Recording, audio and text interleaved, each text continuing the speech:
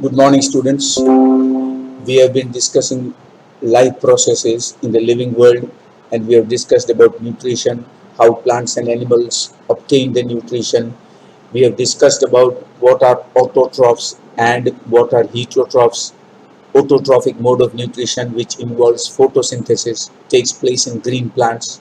And then the heterotrophic nutrition is that form of nutrition which depends directly or indirectly on autotrophs. Now we have discussed these things. Now we come to the next section, and that is transportation of food and water in human beings.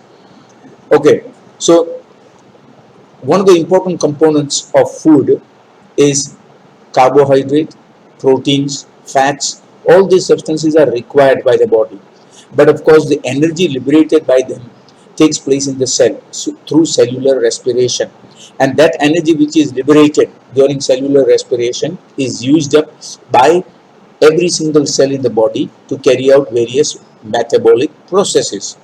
All right, now we have also learned about hemoglobin, how hemoglobin is important.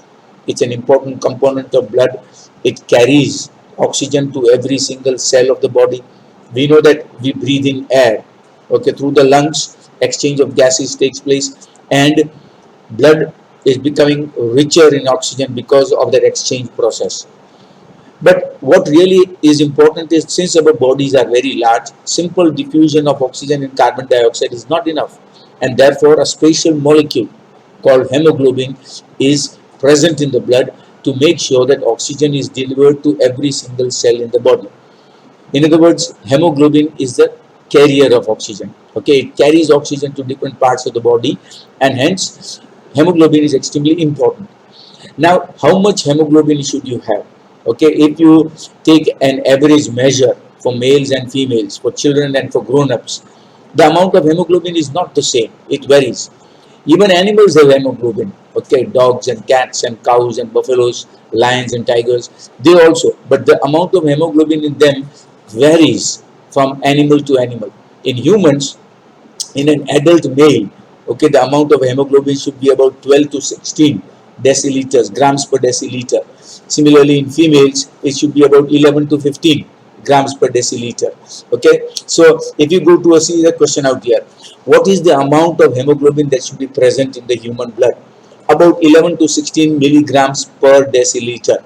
Okay, that means it's a small amount, but it is vitally important because hemoglobin carries oxygen to different parts of the body. When a person has got low levels of hemoglobin, he appears sickly and pale yellow because hemoglobin, enough hemoglobin is not there, and because of that, oxygen does not reach every single part of the body, and the person appears weak, pale, frail. And above all, he gets tired very quickly. He begins to breathe heavily whenever he does any physical activity because of the lack of hemoglobin. In such a situation, the doctor will probably tell you, go and go to a pathological laboratory. Okay, when you go there, they will test your blood for hemoglobin, and the blood report will tell you how much amount of hemoglobin is present in your blood. After looking at the report, the doctor may prescribe different types of capsules, that is tablets, okay, which may increase your hemoglobin level, or he may ask you to take food which is rich in iron. Iron is extremely important for the formation of hemoglobin. So you can see here, okay, there is a activity here which says visit a health center in your locality and find out what is the normal range of hemoglobin content in human beings. Is it the same for children and adults? You will find that it is not the same for children and adults. Is there any difference in the amount of hemoglobin levels for men and women? Yes. Women probably, because they do less physical activities, they require lesser or lower levels of hemoglobin, which is not entirely true. Because if you take a sportswoman, someone who participates in a lot of sporting activity, her hemoglobin level could be higher than an average male. So it depends upon each individual. Okay, but on an average, human male has more hemoglobin levels than the female. Visit a veterinary clinic in a locality. Find out, veterinary clinic is a place where animals are treated. Find out what is the normal range of hemoglobin content in an animal like buffalo or a cow or a cat or a dog or a pig. Is this content, that is the content of hemoglobin, the same in calves, male and female animals? Compare the difference seen in male and female human beings with those of animals, and again you will find the same difference. How would the difference, if any, be explained? It is explained on the basis of requirements of oxygen.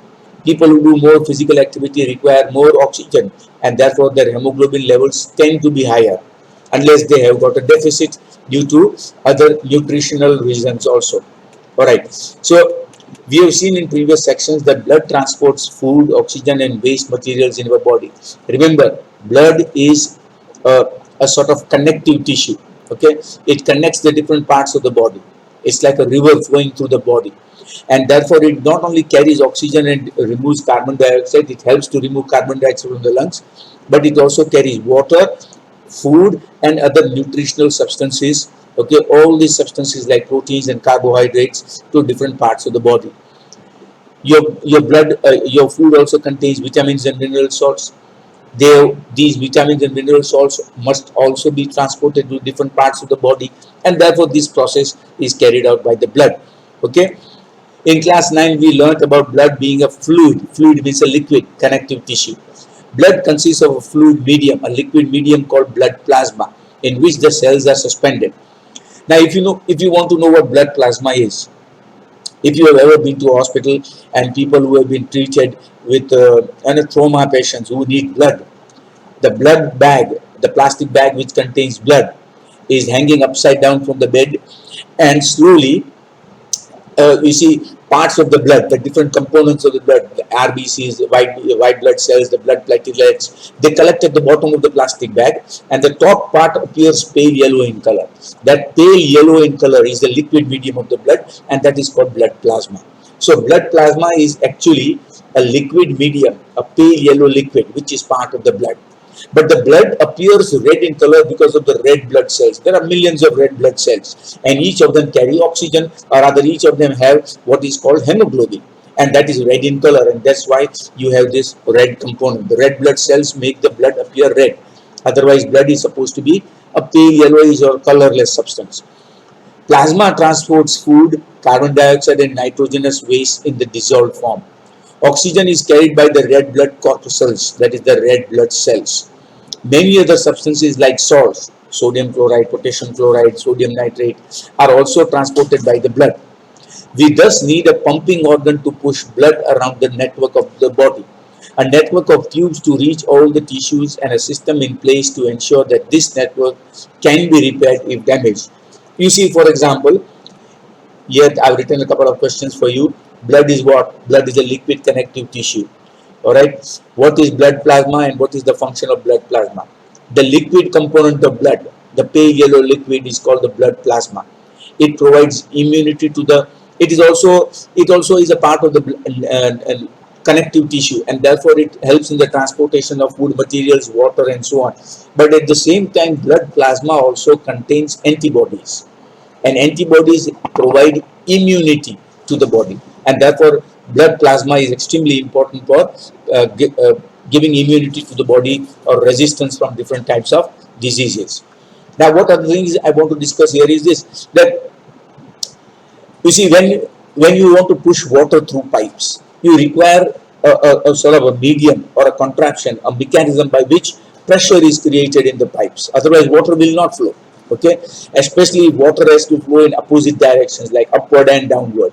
Then in that case, you will require, you will must be in a position to create a sort of a pressure in the pipes. So in our body too, blood continuously circulates, even when we are asleep, or even when we are walking, running, jumping around, just simply sitting and talking to people. Blood has to constantly circulate, otherwise the person dies. So for this action of the blood circulation to take place, there has to be a pumping action, and that pumping action is carried out by the human heart. So basically the human heart is what? It's a pump. Okay, it's a muscular pump which is constantly beating rhythmically, contracting and relaxing in order to push blood through the arteries. All right, now let's discuss that part. This is the most important part of the chapter. Okay, the human heart. Now I know this diagram is a bit difficult, but you have to learn to draw it. Practice it a few times. Practice this diagram a few times, and you will be able to draw it. It may not be perfect, but you still have to do it. Here the question is, Describe the structure and function of the heart with the help of a diagram. You can see the question out there. Write the question also, please. Describe the structure and functioning of the human heart with the help of a diagram. Alright, now here you can see the human heart. The size of the human heart is like a closed fist. The size of the human heart is the size of your closed fist. This is the closed fist. Okay, this is the size of it generally. And the heart is located in the rib cage, behind the ribs, and the sternum. The sternum is the chest bone. Just behind the ribs and safely behind the ribs, it is lodged slightly to the left. Okay, close to the left lung. And that is why the left lung is slightly smaller than the right lung, because the heart has to have its own position there. So the heart is slightly to the left behind the chest bone in the rib cage, and it is a muscular pump, and it does not contain any bones, but it is ensconced in a plastic like bag, a membrane. You see that membrane is called the pericardium. It is enclosed in that and enclosed in that particular kind of membrane called the pericardium. Now the human heart is a four-chambered heart. You see, all animals do not have a four-chambered heart. Reptiles have, for example, a two-chambered heart, or rather a three-chambered heart. Crocodiles, for example, snakes, they have a three-chambered heart. Fish, which live in water, have a two-chambered heart. So different animals in the living world, their heart are slightly different. The human heart is different from the heart of a crocodile, and the heart of a crocodile is different from the heart of a bird, and so on. But the human heart, which is a muscular organ, the size of your closed fist, slightly on the left hand side of your chest cavity, and it has got four different chambers. The upper chambers are called the auricles, the left auricle and the right auricle. Sometimes the word atrium. Atrium is singular, atria is plural. Okay, so left atrium and right atrium, and the lower two chambers are called the ventricles, the left ventricle and the right ventricle.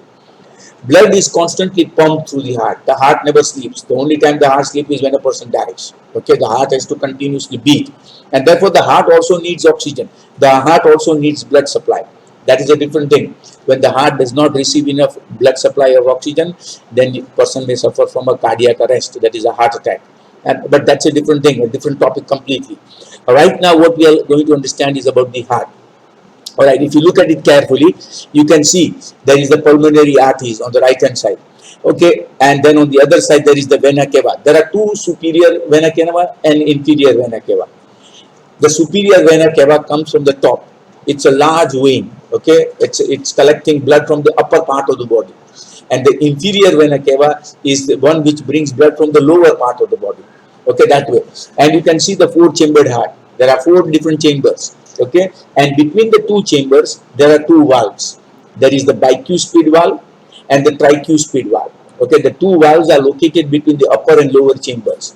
But the important thing is that the upper and lower chambers are connected by the valves, but left and right are not connected. There is a septum or a muscular wall in between which separates the left from the right, because the human heart is so designed that deoxygenated blood containing carbon dioxide should not mix with the purified blood, the blood containing oxygen.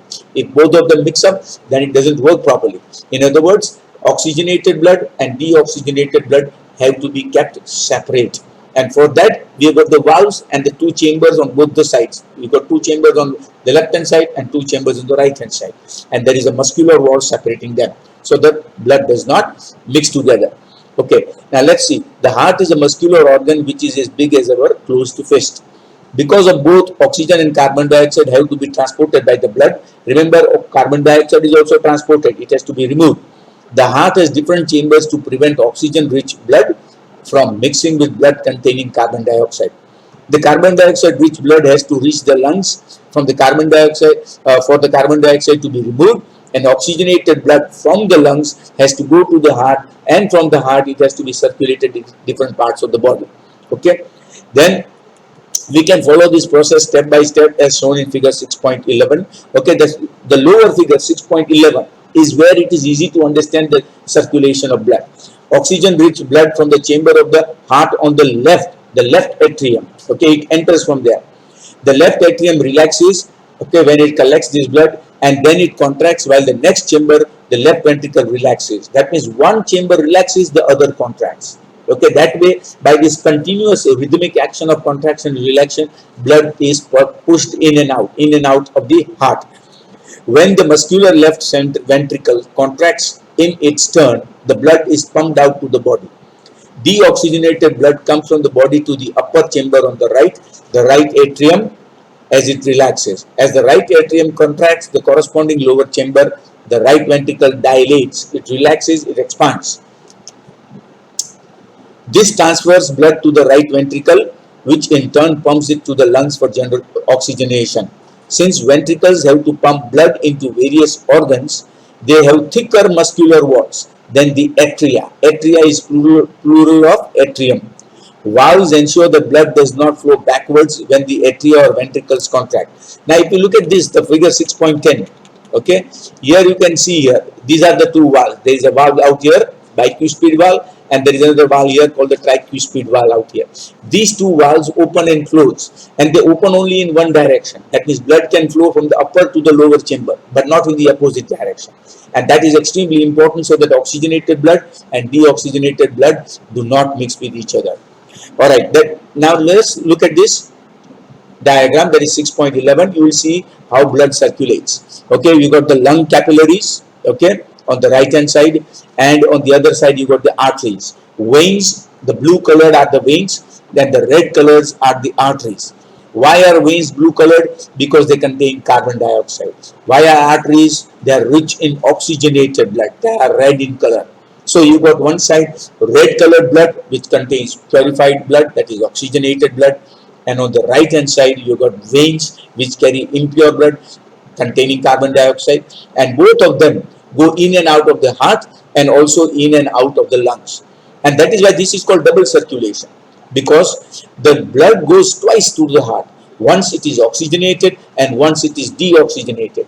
From the lungs, the oxygenated blood goes to the heart, and from the heart the blood which contains carbon dioxide to be purified goes to the lungs. So there is a continuous movement, you see, continuous movement of blood coming into the heart and going from the heart back to the different organs. So since blood goes twice through the heart, it is called double circulation in humans, and that is why we got 4 chambers. Okay, it's a very complex system, but it works very efficiently. Alright, if you look at this diagram, you can see the lung capillaries. That is where the exchange of gases takes place here. Okay, this is the pulmonary vein from the lungs. Pulmonary vein carries purified blood. It is oxygenated blood from the lungs, and it goes straight. Okay, the pulmonary vein from the lungs carries the blood into the heart, and from here the oxygenated blood is carried back into the aorta, and from the aorta this oxygenated rich blood goes to different parts of the body. And then when it goes to different parts of the body, capillaries in the body, organs apart from the lungs, they exchange the gases. Okay, carbon dioxide, then when the blood contains more of carbon dioxide, it goes to the veins. From the arteries, it goes to the veins, and from the veins, this deoxygenated blood containing carbon dioxide goes to the vena cava, and from the vena cava, this deoxygenated blood containing carbon dioxide goes to the heart. This valve, the tricuspid valve, opens, it goes to the lower chamber, okay, and from the ventricle, the blood again is pumped into the pulmonary artery, and then from the pulmonary artery, it goes to the lungs. In the lungs, it is purified, it contains oxygen now, and it goes to the pulmonary vein. From the pulmonary vein, it goes back to the heart. So that is why this is called double circulation. It goes twice. The same blood goes to the lungs and then to the heart 2 times, and that's why it's called double circulation. All right. So oxygen enters the blood in the lung. The separation of the right side and the left side of the heart is useful to keep oxygenated and deoxygenated blood from mixing. Such separation allows the highly efficient supply of oxygen to this body, just as I explained. This is useful in animals that have high energy needs, such as birds and mammals, which constantly use energy to maintain their body temperature. Remember, animals maintain their body temperature in different ways. For example, you must have seen a crocodile basking in the sun outside on the river bank. Why is that?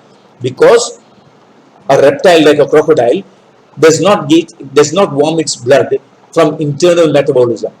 Okay, so what it has to depend upon external effects, that is on external factors such as the heat of the sun. So whenever the temperature of the crocodile falls below a certain level, it comes out from the water and then basks with his mouth open in the sunshine so that his temperature is raised. In humans, of course, this is not required because our body is heated or warmed from inside. Our body maintains a constant temperature because of the food and the metabolic process that takes place in our body. That releases heat energy and that raises the temperature or maintains the temperature. So in our case, it is internal. In the case of reptiles, it is external. Okay.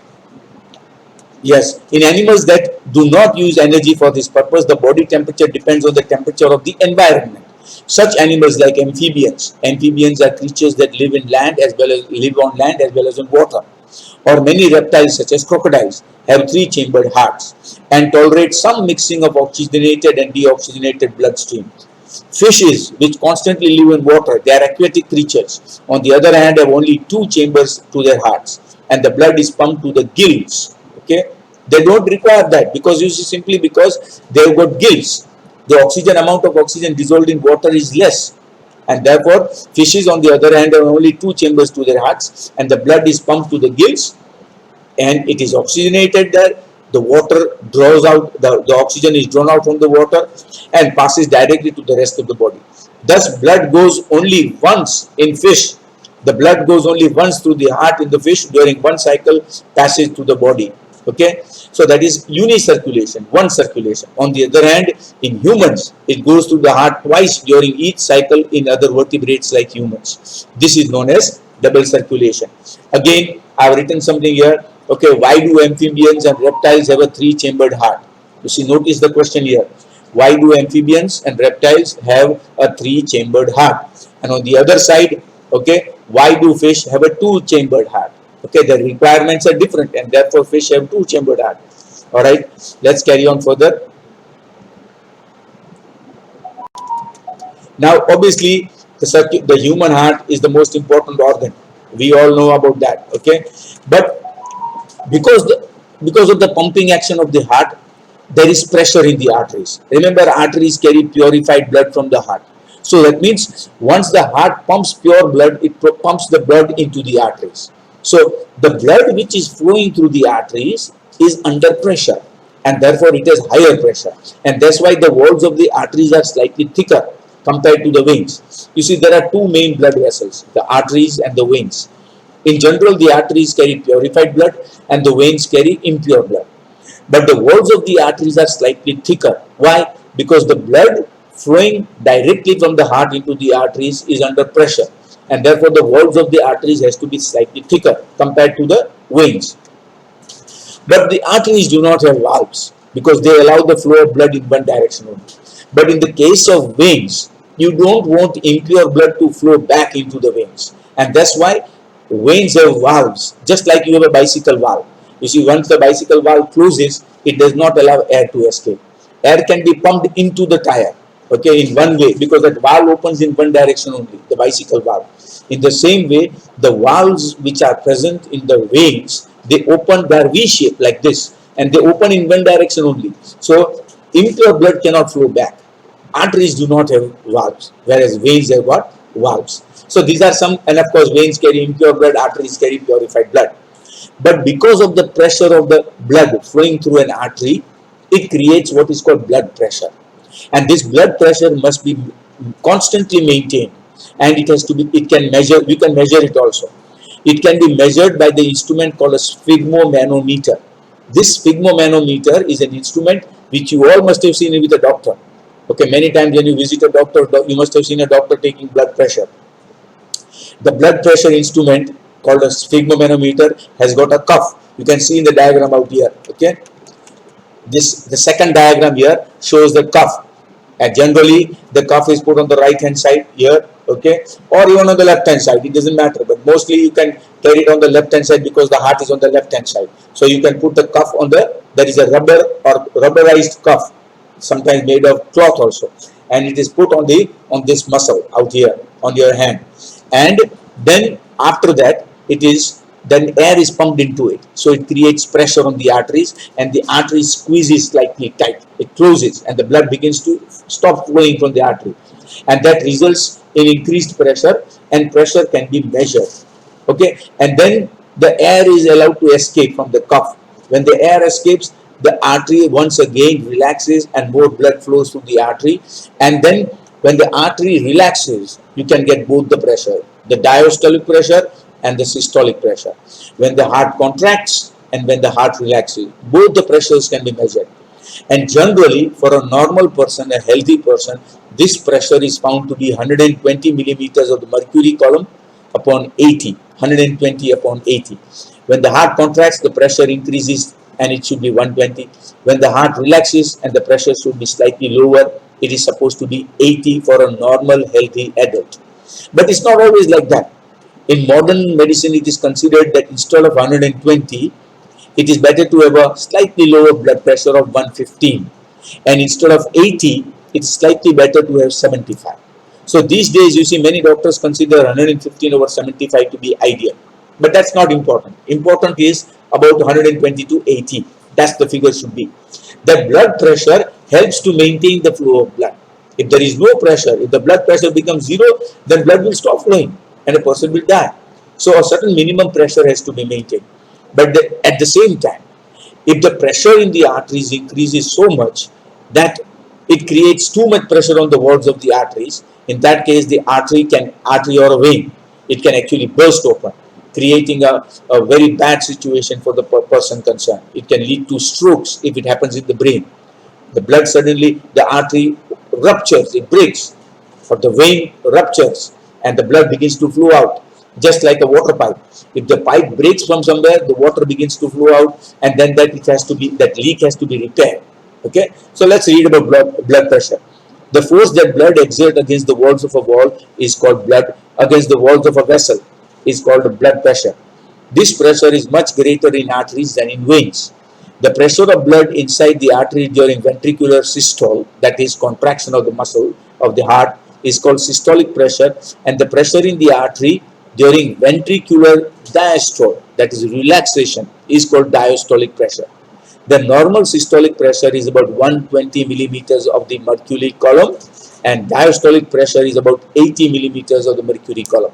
And you can see here in the diagram the way a doctor measures, okay, with this particular instrument. It is called a sphygmomanometer. The way he measures a patient's blood pressure. Blood pressure is measured with an instrument called a sphygmomanometer. High blood pressure is also called hypertension, and it can be deadly. These days the incidence of hypertension is increasing and is caused by the constriction of arteries, arterioles, small blood vessels, which results in increased resistance to blood flow. It can lead to rupture, break of an artery, and internal bleeding can occur, and it can even lead to death. Alright, enough for today. Okay, we'll discuss about arteries and veins and the small blood capillaries tomorrow. But meanwhile, make sure you read this. There's a question I've written here. What is blood pressure and how does it develop? Blood pressure is the normal pressure of blood which is exerted by the flowing blood on the walls of the arteries. And this actually helps to maintain life, because without that, blood will stop circulating. What is normal blood pressure in humans? 120 over 80 millimeters of the mercury column. You must read this, highlight the parts which I have highlighted, and write the questions also. And make sure if you read this thoroughly, you see many students do not have a habit of reading the textbook, and that's wrong. You have to develop the habit of reading the textbook. That is vitally important. Then you can answer even short questions which are not there as part of the textual exercises. All right, have a good day.